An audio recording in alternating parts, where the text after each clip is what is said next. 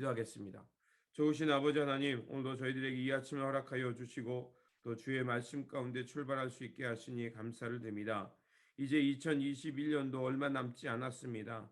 다시 한번 주님 안에서 깨어있는 삶이 되게 하여 주시고 주님과 바른 관계를 맺는 시간들이 되게 하여 주시옵소서. 그리고 아버지 하나님, 주님께서 이 땅에 오신 목적들을 기억하기를 원합니다. 주님께서는 섬김을 받으려 온 것이 아니라 우리여 섬기고 낮아지고 섬겨서 많은 사람들의 대성물로 오셨다는 것을 기억하면서 오늘도 우리의 삶의 자리에서 신실하게 주님을 따라가는 우리 모두가 되게 하여 주시옵소서. 우리 구주 예수 그리스도 이름으로 기도드립니다.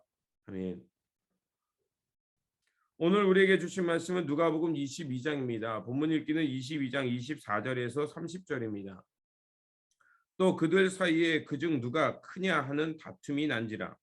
예수께서 이르시되 이방인의 임금들은 그들을 주관하며 그 집권자들은 은인이라도 칭찬을 받으나 너희는 그렇지 않을지니 너희 중에 큰 자는 젊은 자와 같고 다스리는 자는 섬기는 자와 같을지니라.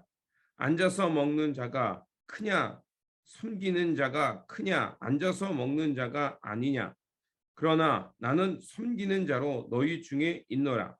너희는 나의 모든 시험 중에 항상 나와 함께한 자들인즉 내 아버지께서 나라를 내게 맡기신 것 같이 나도 너희에게 맡겨 너희로 내 나라에 있어 내 상에서 먹고 마시며 또는 보좌에 앉아 이스라엘 12지파를 다스리게 하려 하노라. 아멘. 오늘 본문 말씀은 제자들의 배신과 예수님의 고난당하심을 전하는 말씀입니다. 본문은 유다의 배신으로 이야기가 시작됩니다. 유다는 예수님을 배신할 것은 이미 자신이 기대하던 메시아가 아니다라고 생각했기 때문에 이제 예수님을 팔려고 합니다. 그러나 성경은 분명하게 그에게 사탄이 들어갔다라고 말합니다. 사탄이 들어갔다는 것은, 이런 표현을 쓴 것은 이미 그 마음에 예수님을 이제 더 이상 스승으로 메시아로 받아들이지 않도록, 그리고 자신의 마음이 악에 이끌리도록 결국 내 마음이 그쪽으로 가 버렸다는 것입니다. 그래서 행동이 그런 마음에서, 동기에서 나왔음을 성서는 얘기합니다. 그래서 그 가인과 아벨 사건 속에서 하나님께서 가인에게 경고하시죠. 죄가 네 그 문 앞에 있으니 그 문턱을 넘지 못하도록 하라라는 말씀처럼, 죄가 우리 안에 들어오려고 한다는 것을 제일 중요한 건 깨닫는 것이 중요하고, 그것이 우리를 주장하지 못하도록 하는 것이 중요합니다. 하지만 가룟 유다는 이미 자기 마음에 그 죄가 들어오도록 허락했음을 말하는 거죠. 그리고 그런 와중에 이제 제자들 사이에 논쟁이 벌어집니다. 누가 크냐 높으냐 이거에 대한 자리 다툼이 있는 거죠. 다른 복음서에서는 예수님께서 그 예루살렘으로 올라간 도상 속에서 있었다고 하지만 오늘 본문은 식탁 가운데서 있었음을 얘기하고 있습니다. 자, 주님이 그들과 3년의 공생애를 보내시면서 섬기는 자에 대한 것, 또 예수님께서 이 땅에 오신 것은 섬김을 받음이 아니라 섬기는 자, 많은 사람들의 대성물로 주려 합니다라는 그 말씀을 여러 번 했음에도 불구하고 여전히 제자들은 깨닫지 못하고 이제 그 자리 다툼에 빠져 있습니다. 그래서 주님은 그들에게 다시 한번 말합니다. 누가 높으냐라고 그런 다툼 속에 다시 한번 주님께서는 섬기는 자가 되어야 한다는 것입니다. 큰 자라는 것은 먹는 자가 아니라 다른 사람을 위해서 살아가는 자가 큰 자라는 것입니다. 그런 삶을 살아갈 때 그런 사람들이 결국 주님께서 말씀하신 대로 하나님의 나라를 차지하고 그들이 하나님의 상에서 먹고 마시며 또한 이스라엘 12지파를 다스리는 권자를 받게 된다고 말합니다. 그렇습니다. 우리는 그 예수님을 통해서 믿고 구원을 얻어서 높은 자리, 세상에 올라가기 힘든 자리를 기적적으로 올라가는 게, 그게 구원이 아니라 바로 하나님 나라의 진리를 깨닫고 하나님의 마음이 어디에 있는가를 알고 이제 그 마음 따라 살아가는 것이 구원받은 자의 삶인 것입니다. 그래서 주님께서 말씀하신 대로 주님의 상에서 먹고 마시고 하늘의 권자에 앉는 것은 바로 주님께서 원하시는 섬기는 자, 다른 일에 유익을 향해 살아가는 자가 결국 하나님 나라에서 높은 자라는 것을 우리가 기억해야 할 것입니다. 그리고 예수님께서 이제 잡히자 제자들 모두는 뿔뿔이 흩어집니다. 베드로만이 멀리 떨어져서 예수님의 뒤를 따라갑니다. 그리고 뜰 한가운데 불 피워놓은 그런 사람들 사이 틈에 들어갑니다. 이때 한 하녀가 베드로에게 당신도 예수님과 함께 있던 사람이라고 말합니다. 그러자 베드로는 즉각 예수님을 모른다고 부인하죠. 그리고 조금 뒤에 다른 사람이, 또 1시간 뒤에 또 다른 사람이 베드로를 향해서 예수님과 한패라고 주장하자 그때 베드로는 더 강렬하게 주님을 모른다고 부인합니다. 그가 3번 울 때 닭이 울었다라고 누가는 표현하고 있습니다.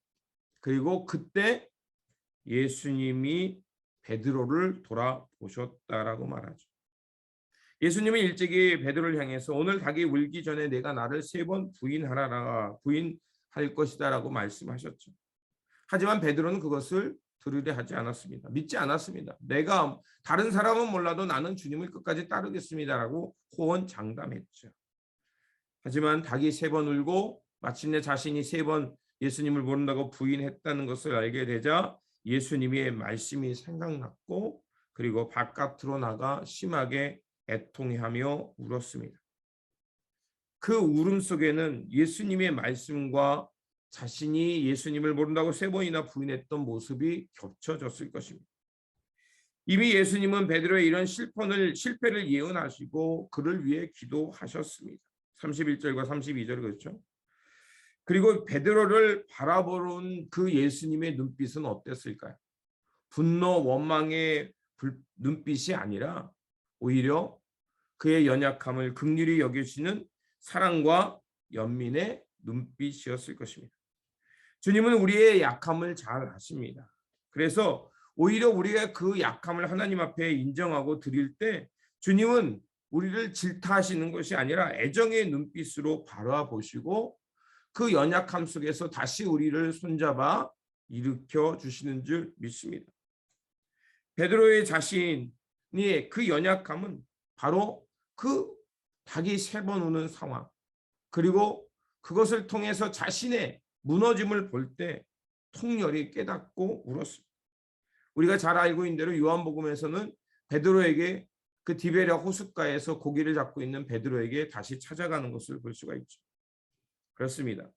이렇게 우리가 통렬히 무너지고 그리고 주님의 은혜에 의해서 다시 일어나는 그 순간을 통해서 우리는 진정으로 예수님의 제자로서 가는 것입니다.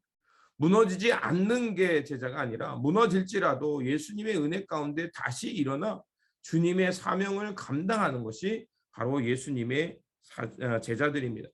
그러므로 무너져 본 사람만이 예수님의 사랑을 알죠. 그리고 예수님에게 희망을 두고 소망을 두는 이유가 거기에 있습니다.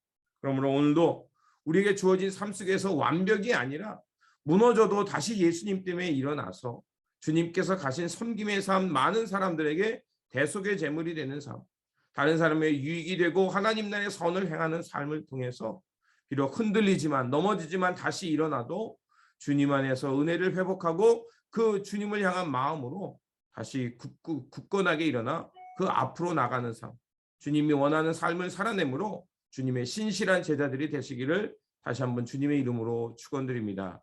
기도하겠습니다. 좋으신 아버지 하나님, 주님께서는 이미 제자들의 연약함을 아셨고 특별히 베드로의 연약함을 아시고 기도해 주셨습니다. 주님의 기도가 있기에 오늘 우리들이 다시 일어나 주님의 나라를 향해 살아갈 수 있습니다. 주님은 그 3번의 통곡 속에서 베드로를 만나셨고 그리고 그 눈물의 시간을 통해서 주님께서 그를 다시 회복해 주신 줄 믿습니다. 아버지 하나님, 우리가 완벽한 그리스도인이 아니라 주님 안에서 넘어져도 다시 일어나 주님의 마음을 회복하고 주님의 사명을 향해 묵묵히 나가는 이런 깨어있는 자, 주님의 제자로 완전히 서가는 과정 속에 있는 자라는 것을 알게 하여 주시옵소서. 그래서 흔들린다 할지라도 또 넘어진다 할지라도 다시 일어나 주님의 마음을 얻게 하시고 회복하게 하셔서 그래서 주님께서 원하시는 그 삶을 살아내는 주님 앞에서 신실한 자, 주님의 마음을 헤아리며 이 땅에 섬기는 자로 많은 사람의 유익을 향해 살아가는 삶으로 살게 하여 주시옵소서. 우리 구주 예수 그리스도 이름으로 기도드립니다. 아멘. 오늘 우리에게 주신 말씀 붙들고 살아가는 한 날이 되시기를 바라며 다시 한번 하나님 나라에서 큰 자, 그래서 섬기고 많은 사람들의 유익을 향해 살아가는 예수님의 신실한 제자들 되시기를 바랍니다. 주님의 평안이 함께 하시기 바랍니다.